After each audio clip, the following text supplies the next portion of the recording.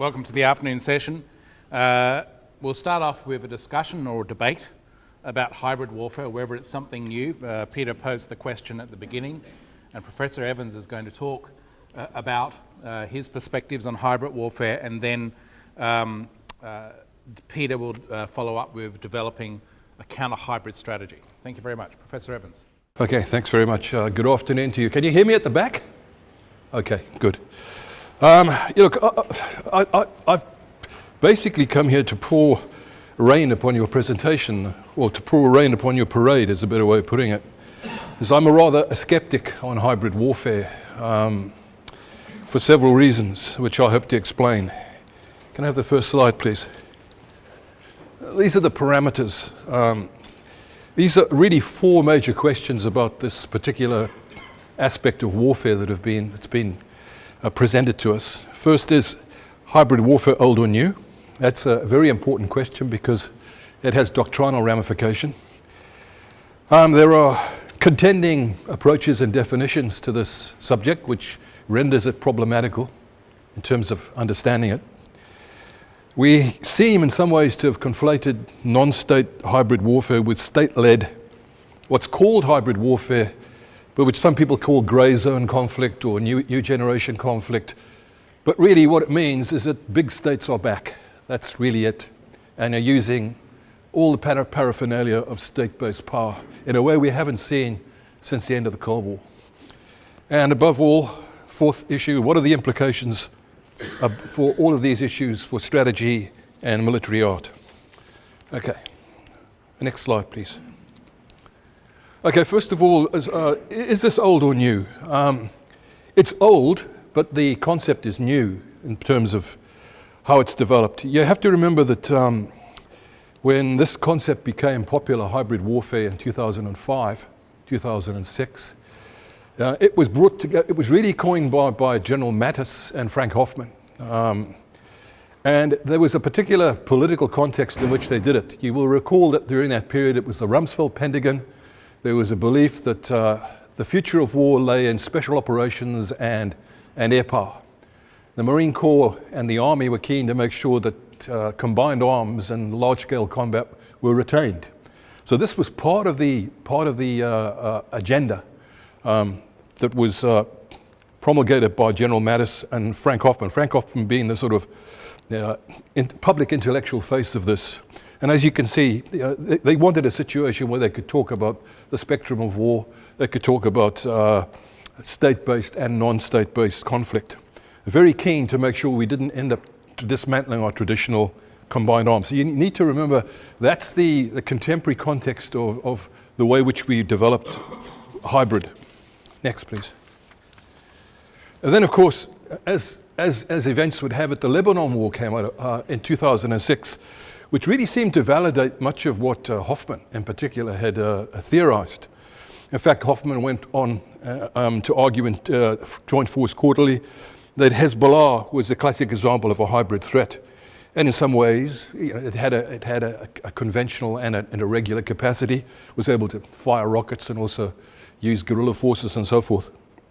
And later, others argued that it was a cross between a conventional army and an irregular insurgency.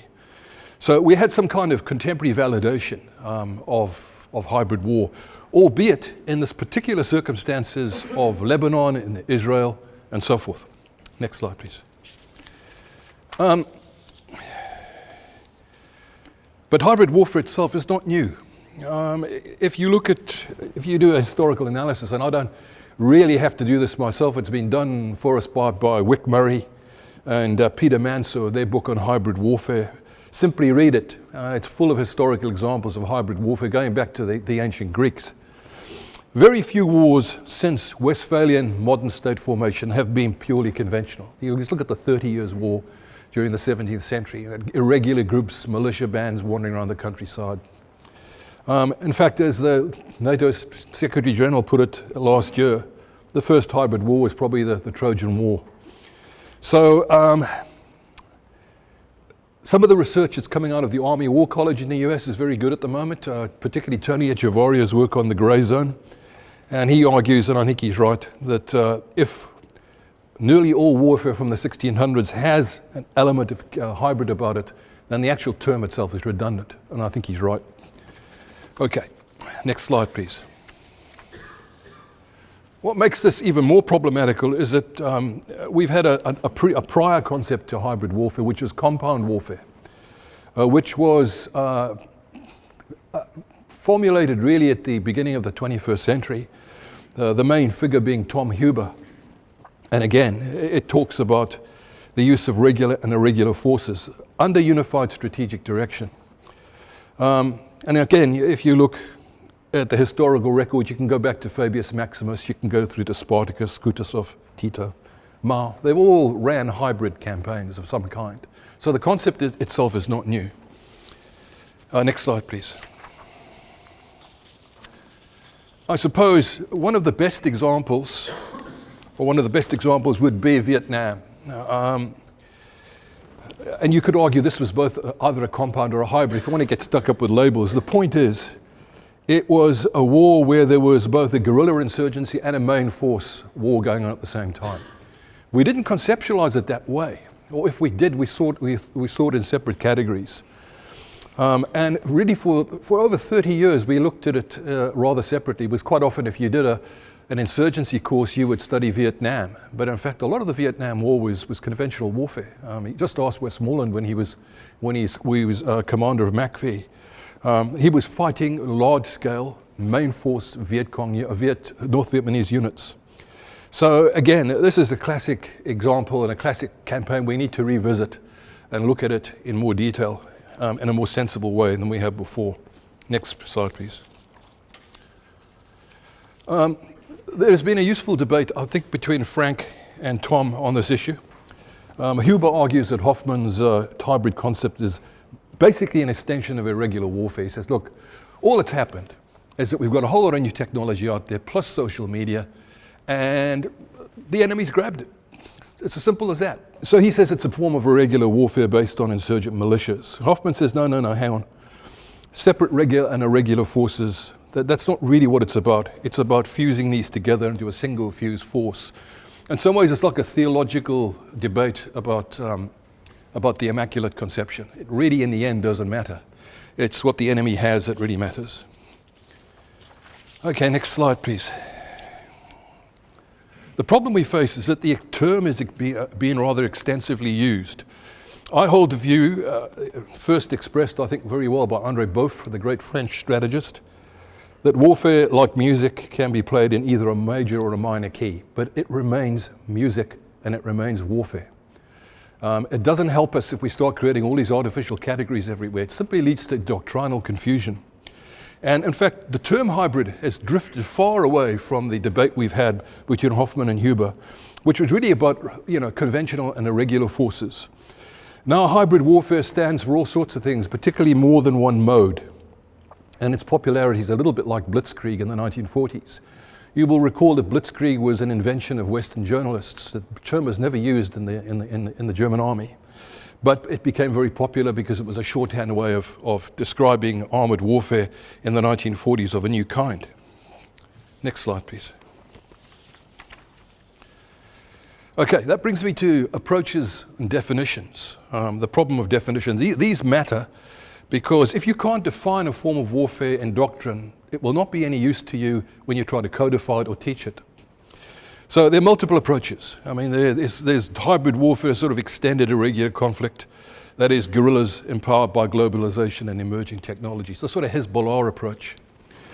Then there's a sort of third category perspective that, in fact, hybrid warfare consists of an actual new form of warfare between conventional and irregular. I don't buy that, but it's out there as a school of thought. Then there is hybrid warfare as being kind of like a comprehensive perspective. Warfare involving military and non-military means, particularly the whole dime element, diplomacy, information, the military and economic. Quite often this is applied to the Russians. They're using a kind of debased or debauched version of the comprehensive approach. You have to ask yourself, if you can't define this form of warfare neatly, or you can't apply it properly without multiple qualifications, what use is it to you? It may be useful, I guess, in a shorthand if you're dealing with a politician, but then even then that has dangers. Okay, next slide, please. Let me just give you a couple of definitions here to show what I mean. This is Murray and Mansour, the first one. And when you can see with that one, essentially looking at both conventional and irregular forces being used in tandem. But if you go down to the bottom definition by Laskin-Jarius and Larson, it actually starts talking about irregular conventional cyber nuclear strategic communications to achieve a political goal. It really starts to expand it into a very much what looks to be something we would apply to the Russians as opposed to a non-state actor. Okay, next slide, please. And again, if you look at the IISS definition of Russian hybrid warfare, and I'm not saying they're wrong, I'm just wondering about the term. Again, integrated campaign, surprise, initiative, psychological, physical, diplomatic, information, electronic, cyber. It sounds very much to me like this is a dime or comprehensive approach as we would understand it in the West. They're using everything, and they're not, if you like, disciplined by any legal or moral factors. They don't have to conduct themselves according to the law of armed conflict or to a United Nations convention. When you run an authoritarian state, you can throw away the playbook. So we need to be careful. Next slide, please. So is it irregular, full spectrum, or comprehensive? Again, I'll give you some more definitions to show just how problematical this has become. The British Army about 9 years ago, again, very much thought that hybrid warfare was an extension of irregular warfare. So they were very comfortable, I think, with the Huber approach, or even in some ways with Frank Hoffman's approach. John McEwen, veteran thinker on insurgency and counterinsurgency, a year later said hybrid conflicts are actually full spectrum wars. And in fact, they really are wars about the people. They're wars really a wider struggle for population control, which fitted nicely, I guess, with the whole issue of, counterinsurgency, irregular warfare, and so on and so forth. And then, of course, US SOCOM a couple of years ago brought the definition back to the dime approach. So again, we're all over the place with this. It can be anything you want it to be. It's a bit like Alice in Wonderland. You can actually shrink yourself or go higher to get through the door. Okay, next slide, please. We should note that the US Department of Defense long ago rejected hybrid warfare as a category of warfare. Hybrid, they thought, was best seen as a descriptor of a military threat, and I think that's pretty fair game. But it's not a distinct category of warfare, nor is it necessarily a good doctrinal concept. Now, that was in 2010. It may be that may change over time, who knows, but I don't think it will change. I don't think it is a new form of warfare. Next slide, please. Certainly, if you look at the US Army doctrine in 2011 when they brought in unified land operations, there was no idea that this hybrid would be a separate category of warfare in some way. If it was thought about, it was thought about in terms of a threat and located in the full spectrum of conflict and underpinned by two competencies, i.e. combined arms maneuver and wide area security. The aim being that wide area security would deal with the irregular, unconventional aspect if you had a hybrid threat, and the combined arms would deal with the conventional aspects of a hybrid threat. So hybrid threat is different from a category of warfare, where you're actually talking about a category of warfare in between conventional and irregular. Next slide, please. Which brings me to the conflation that we've had with threat models. We have had really a conflation between hybrid warfare and in some ways what's come to be known, again, one of these great terms, grey zone conflict. I think the Middle East hybrid actors are mainly non-state. Sure, there are state actors at work as well. And Eastern European hybrid actors are mainly state-based. I mean, that is a generalization, I know. That what we've done is conflate these different threat models into a new category of warfare, and I think it's very unhealthy for us. And this lack of clarity is then exacerbated by yet newer notions of grey zone conflict. That is, attacking the seam between conventional and irregular warfare. That seam where we're most uncomfortable, that seam which is governed by a whole lot of legal and moral norms. Our adversaries, the Russians and the Chinese in particular, don't care about those legal niceties in that seam. And that seems to me to be a major issue for us.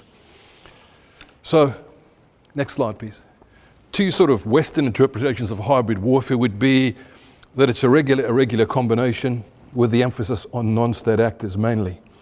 And then hybrid warfare placing emphasis on the state actor and the play of non-military factors, particularly the DIME construct, or what we call whole of government or comprehensive, mainly state-based though, and I think that's what the Russians have mainly done. Wrapped it up, of course, in their own military theory. Next slide, please.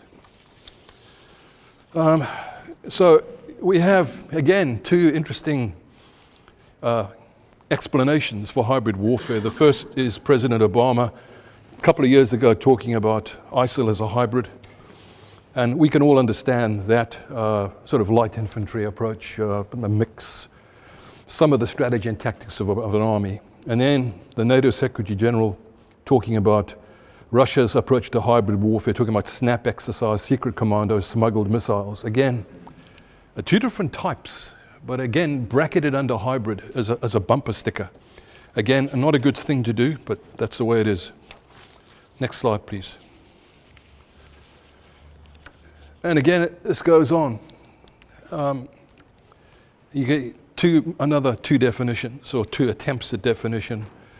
ISIS is part insurgency, part light infantry, part terrorist group from the military balance. Sure, fine.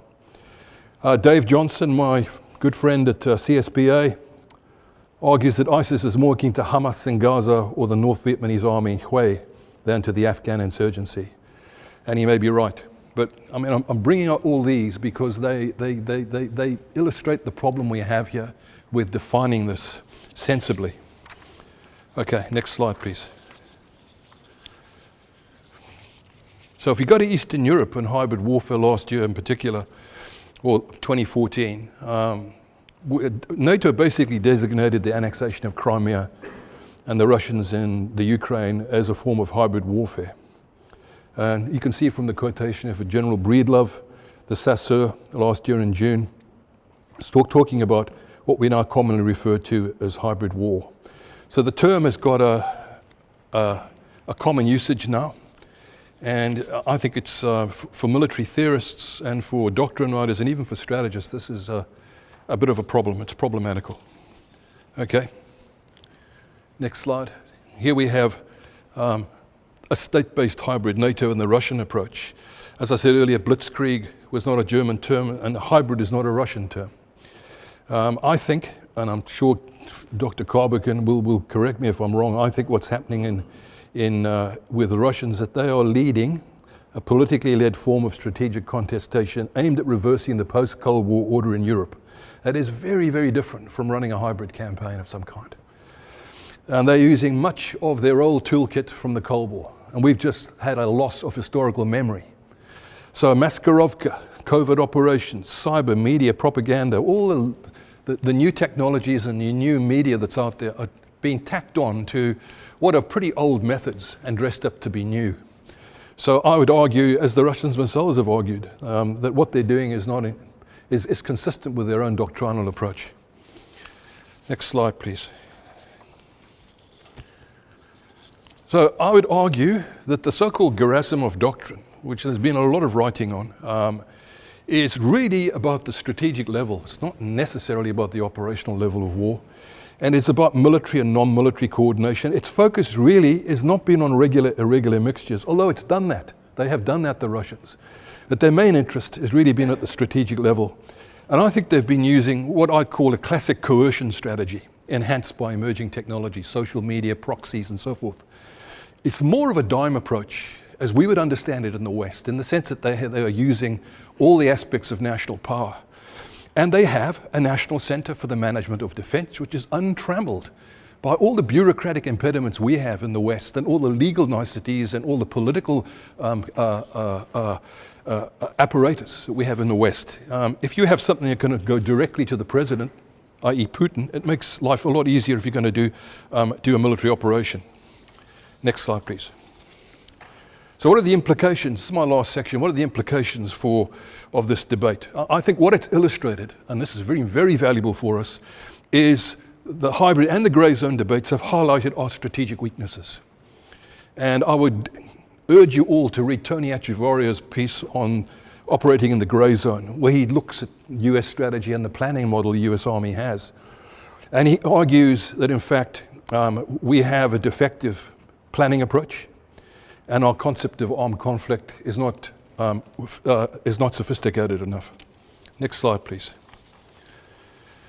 So what he argues, and I think it's pretty useful, is that we really need to rediscover the art of warfare's armed diplomacy, which is what the Russians have done very well. Armed diplomacy, operating within the seams between irregular and conventional. And we need to, particularly to introduce a deterrence or coercion and deterrence dynamic back into our planning frameworks for elements of national power.